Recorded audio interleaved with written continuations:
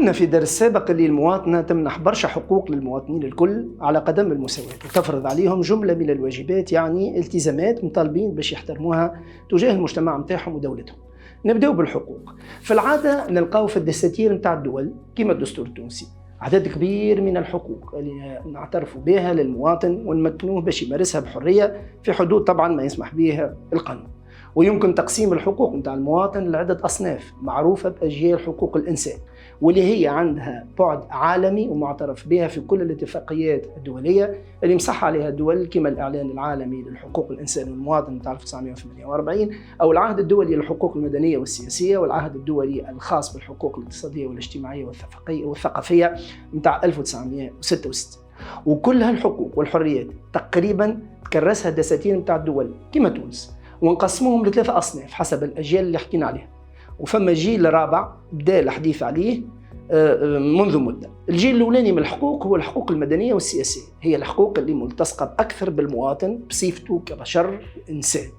أما الحقوق المدنية هي اللي تتوجه للمواطنين الكل كيف على قدم المساواة ومن غير تمييز في حياتهم الاجتماعية كأفراد في المجتمع، وتعترف لهم تضمن لهم عدد من الحقوق والحريات الفردية اللي تهم حياتهم الخاصة من غير ما تتدخل فيهم الدولة، كما مثلا الحق في الحياة والحق في العيش الكريم والأمن للفرد وحرمة الجسد والسلامة الجسدية ومنع التعذيب والحق في محاكمة عادلة فيها كل الضمانات.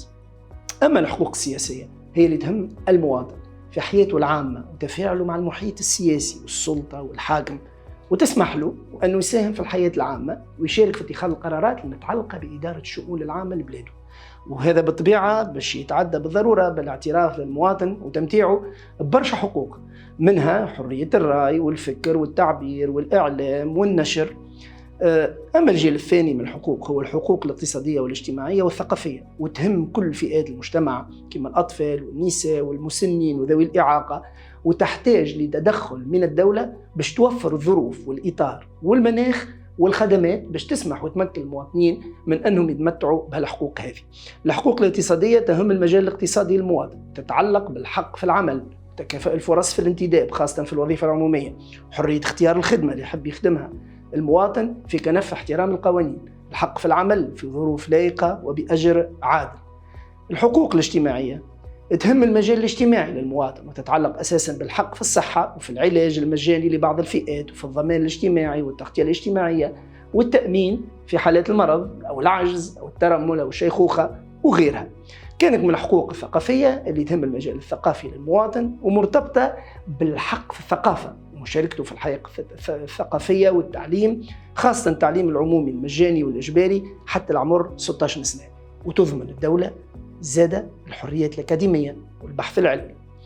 الجيل الثالث من الحقوق هو جيل الحقوق التنموية والبيئية بالأساس، على رأس الحقوق هذه الحق في التنمية الاقتصادية والاجتماعية والثقافية والسياسية، وخاصة التنمية المستدامة، يعني خلق الثروة واستغلال الموارد متاع الدولة لكن مع المحافظة على استمرارها وحق أولادنا وأولاد أولادنا في بايهم فيها في المستقبل.